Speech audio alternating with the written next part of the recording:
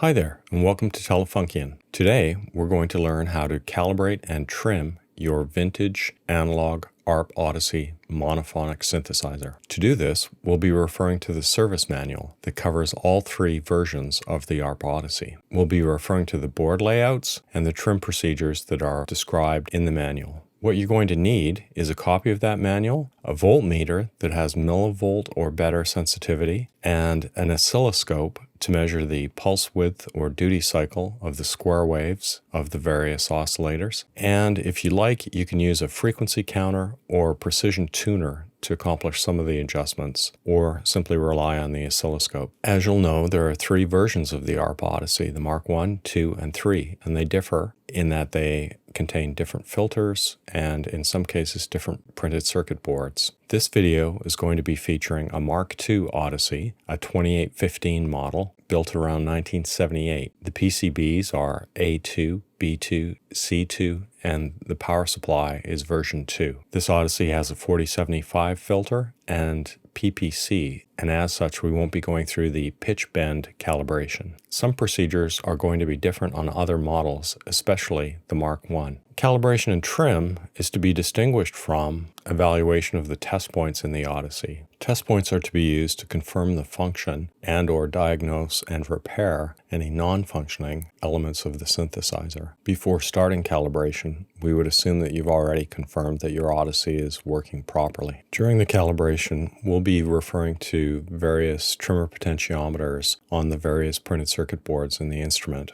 Although these are relatively well marked, I've drawn up a number of maps to help you locate these and make sure you're making the correct adjustments. I've also pointed out any test points that need to be used to facilitate the calibration. These maps are available for download in the video description.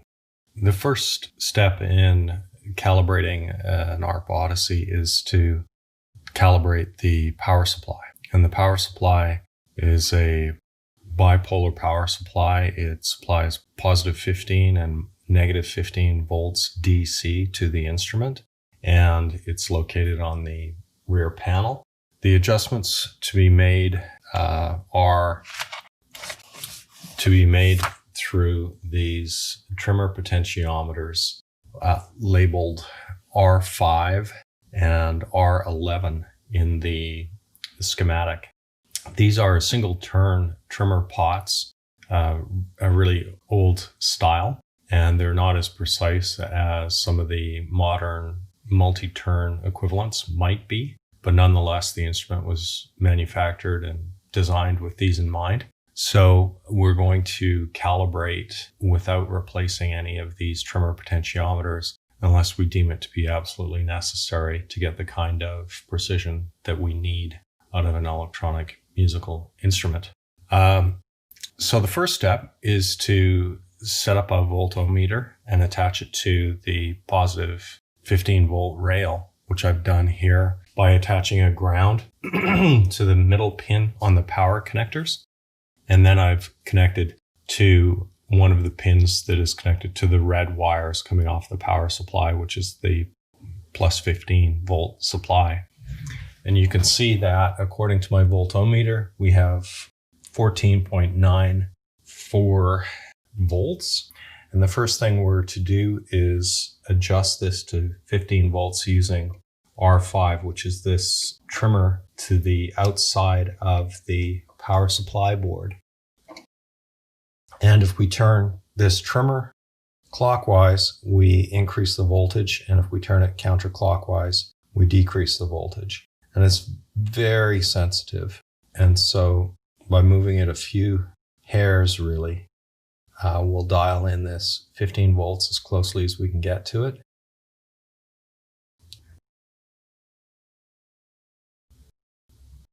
And there we are, 14.999 volts, 15 volts. There we go. That's as close as we're going to get with this type of setup. So we'll move on to the second setting, which is to adjust the negative supply rail. And we'll just move our test clip here carefully.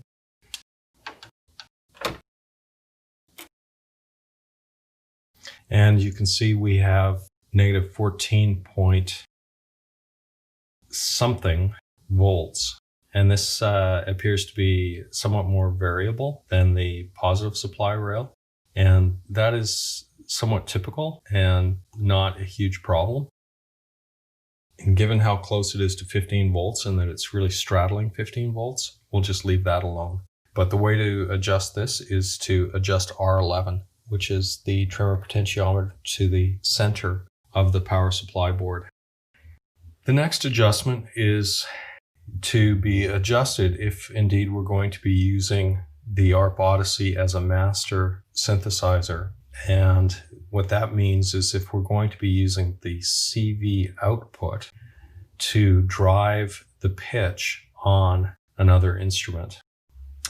Now, we don't plan on doing that with this instrument necessarily, but we will measure off of the CV output the various voltages that are that should be measured in this case. And so we'll connect to the red wire on the CV output, and we can see currently we have about 20 millivolts or so, and again a little bit of drift here. And what we're supposed to do is pin a low C on the keyboard, which I'm doing now, and then with a high C pinned, we're expecting approximately 3 volts or exactly 3 volts higher than that. In this case, we are getting 26 millivolts, and now we're getting 3 volts. So if we were concerned about using this as a master synthesizer, we would be adjusting the positive rail so that we would get 3 volts and about 25 millivolts when we pin a high C. So I will actually do that right now. I'm pinning a high C.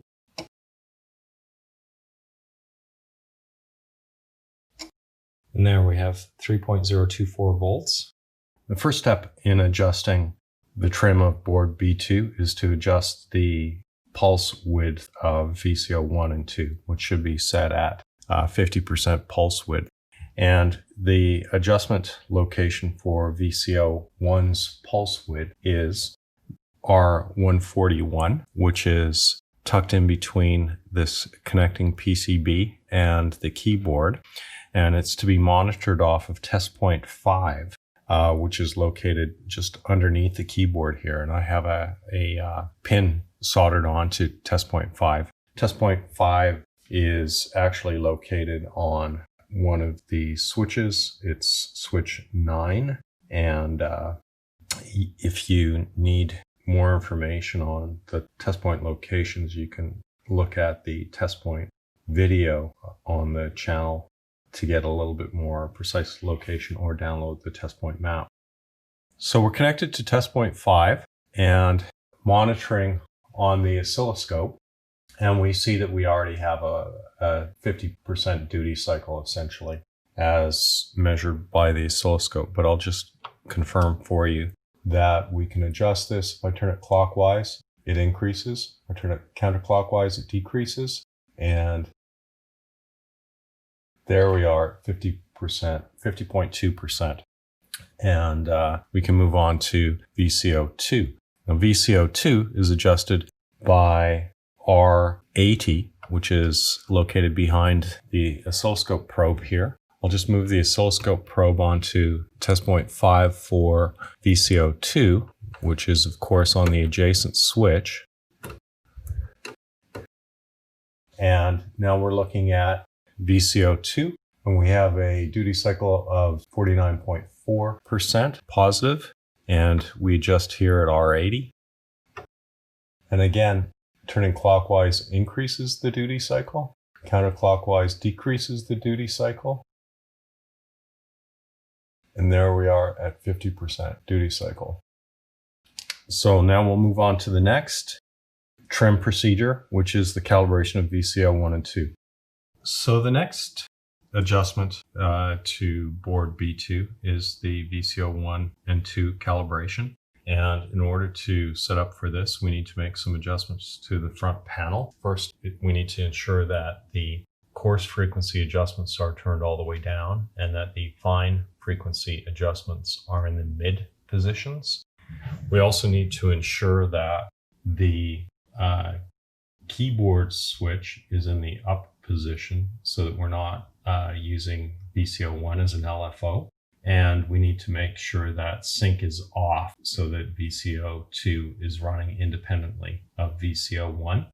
All other sliders are down, and we connect initially for VCO1 back to test point 5 here, which is located immediately underneath the keyboard on one of the switches.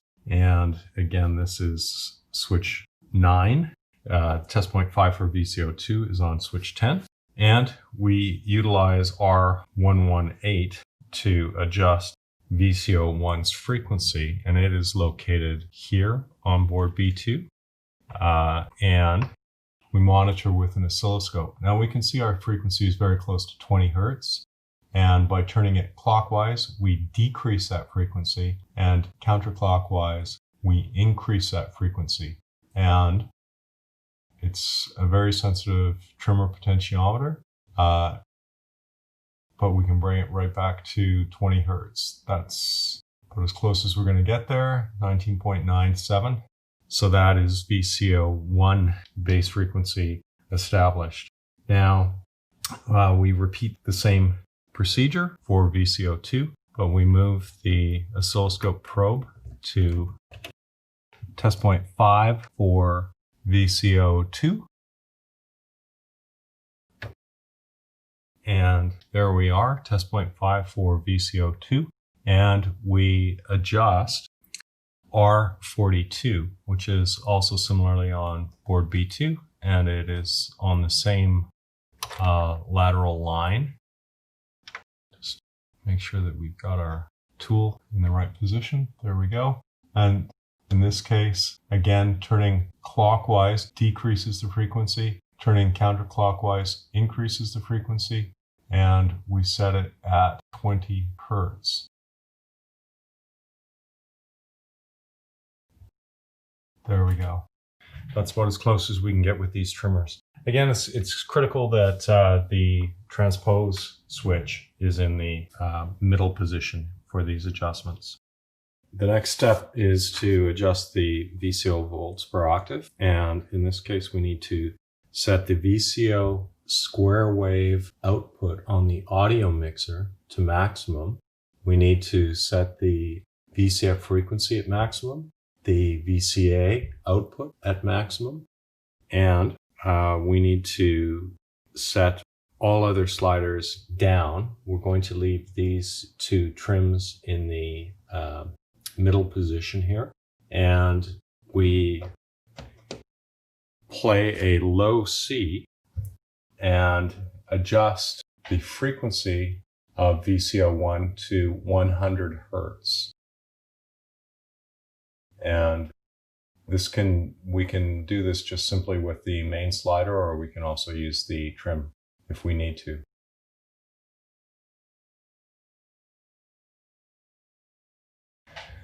Okay, and of course we're monitoring this at the main output of the synthesizer by connecting to this resistor leg, which goes from the high output to the low output.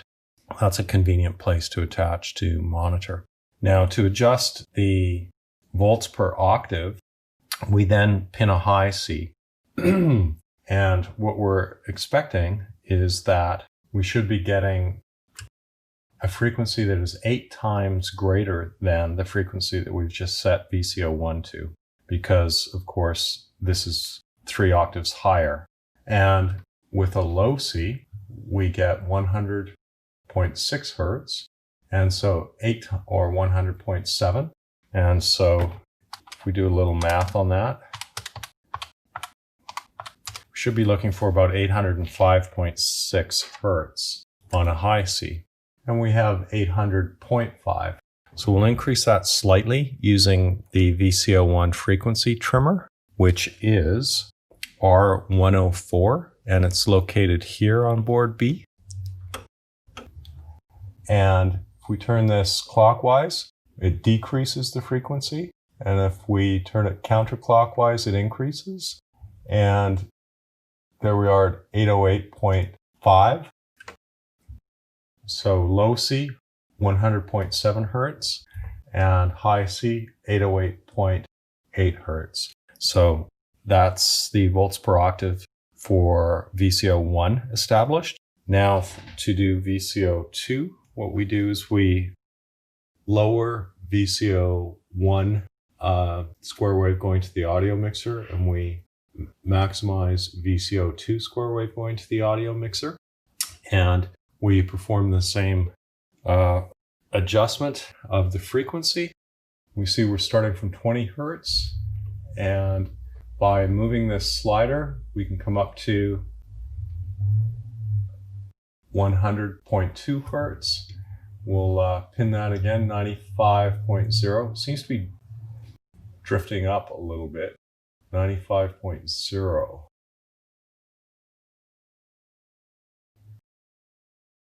Well, 101.4, we can work with that. And we're looking for 811.2 on a high C. And we have 812.2. And that is as close as we're going to get, I think. But nonetheless, we'll try adjusting it using R44, located here. Looking for 811.2. And we adjust this slightly clockwise to decrease it. Very sensitive adjustment here. And that's about as close as we can get, 810.3 or 4. So that is VCO2. Now we need to adjust the second voice. And the way we do that is we pin a high C and press and release a low C. And we don't want to see a change in the oscillator frequency. And we see very little. We see a slight decrease if we, or rather increase, if we press a low C. So we're going from 810 to 814. And the way we control this is using this,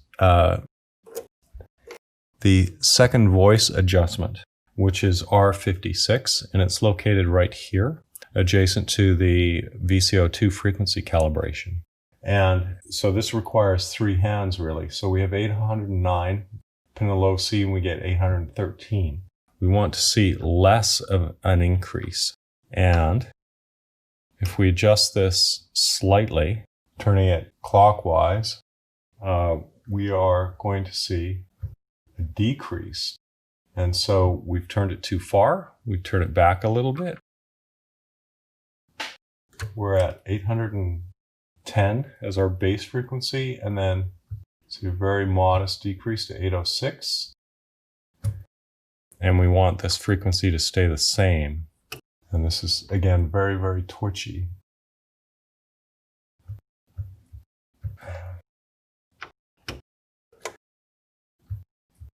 That's as good as we're going to get. I'm seeing 1 hertz difference when I press the low C. And that's what we're looking for, is the minimal deviation from the high C frequency when we pin the low, when we press the low C. So that is the adjustment for board B2. Now, once we've adjusted board B2, we can move on to board A, because again, the order of operations here is we calibrate the power supply, then board B, then board A, then board C. So we can move on to board A2. On this synthesizer, there's really only one adjustment on board A2, and that's the transpose adjustment.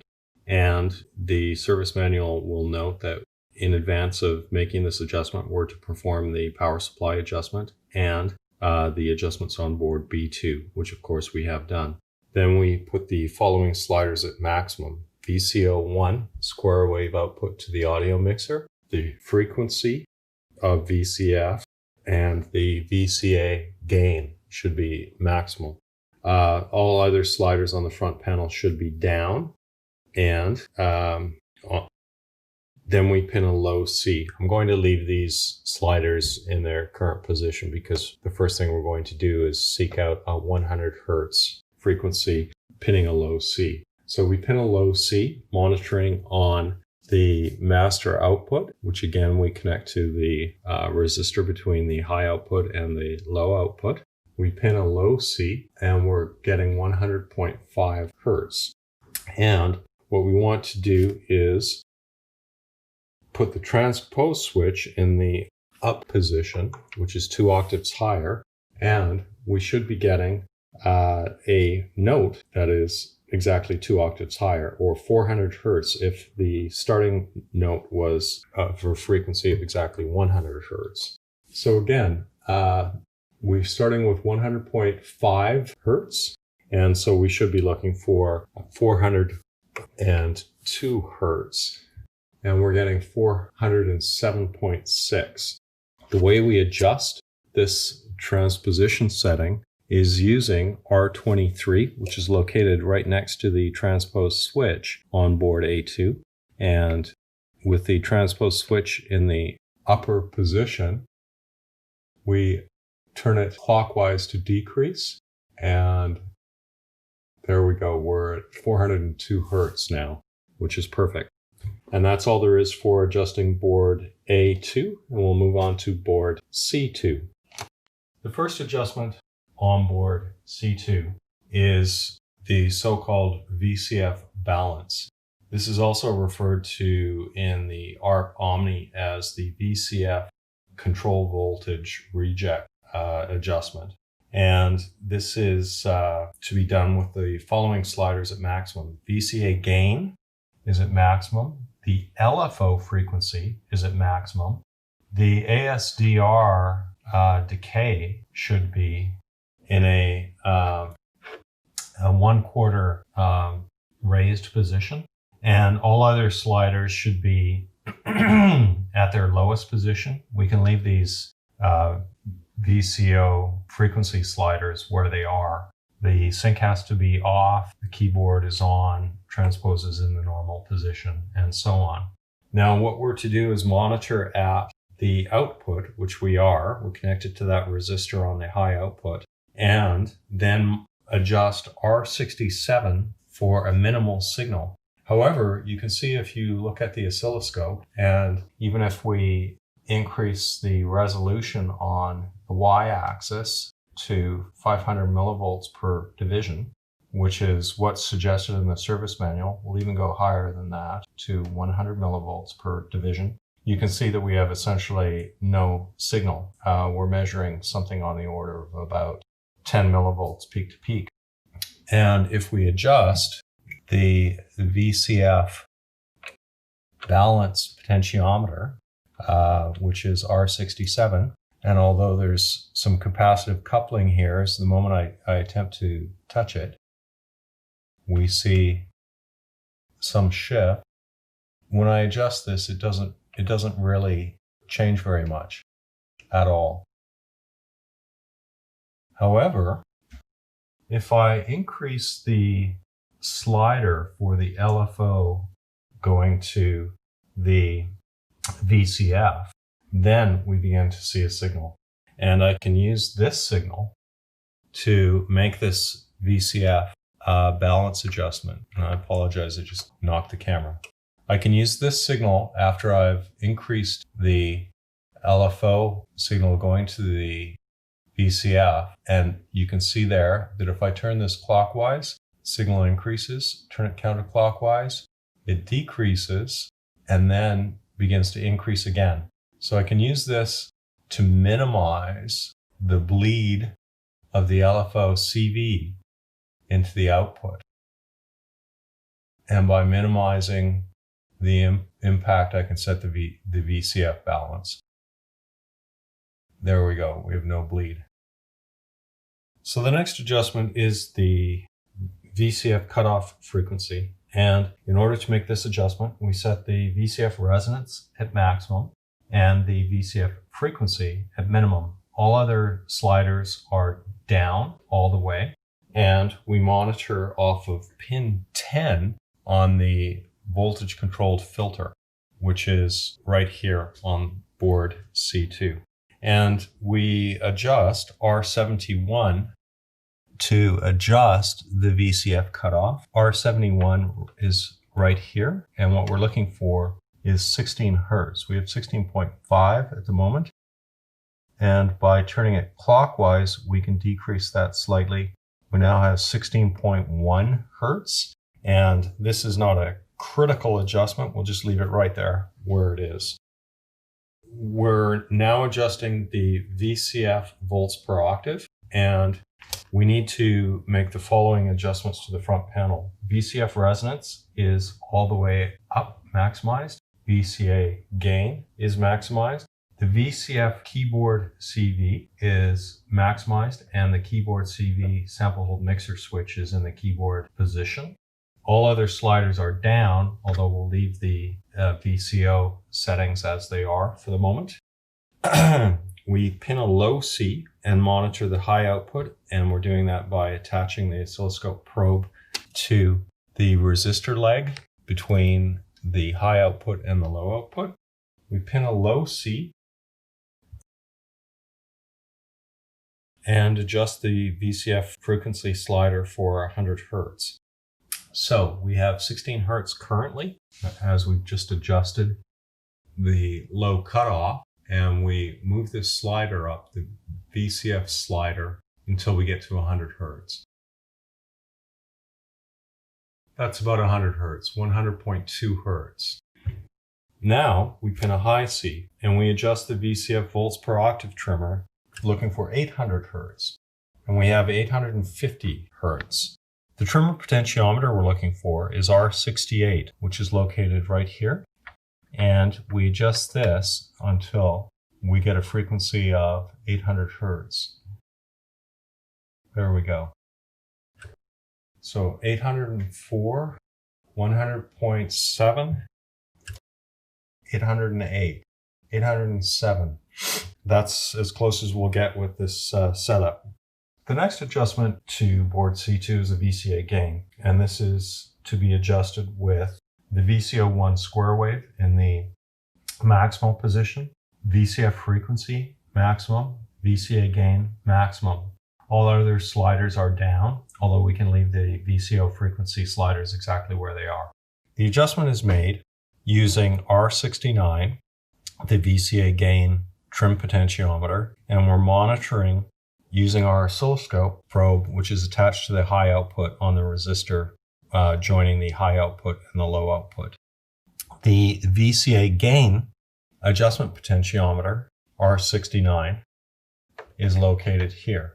And what we're looking for on the oscilloscope is a 2-volt peak-to-peak signal, which is exactly what we have right now. But if we were to turn this clockwise, we decrease it, and counterclockwise, we increase it. We'll set that back to 2 volts. Again, this is not a critical adjustment. It's not going to affect the sound of the instrument too terribly much, although if it's out of specification, you could be overdriving your 3040 OTA inadvertently, which you probably don't want to be doing. The next adjustment on the Odyssey is the VCA control voltage rejection adjustment using R70 as the trim potentiometer. In order to make this adjustment, we set the LFO frequency to maximum. We set the VCA ASDR to maximum. These 3 switches have to be down, and we put the ADSR decay at 1/4. And then we monitor the main output on the oscilloscope, the high output, and we adjust R70, the VCA control voltage rejection potentiometer, which is located here on board C, for the minimal signal on the output of the synthesizer. And if I turn it clockwise, it increases. And if I turn it counterclockwise, it increases. So what we're doing is minimizing the magnitude of this signal, hoping to extinguish it altogether.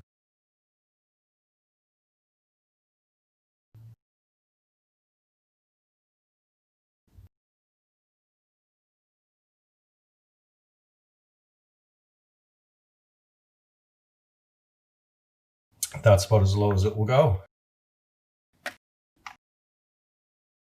Well, that's all for today's video. I hope you found it interesting and informative, and that it helps you keep your ARP Odyssey in good trim. Please give me your feedback in the comments below. Consider subscribing and share the channel with your friends. Thanks for watching. Have a great day.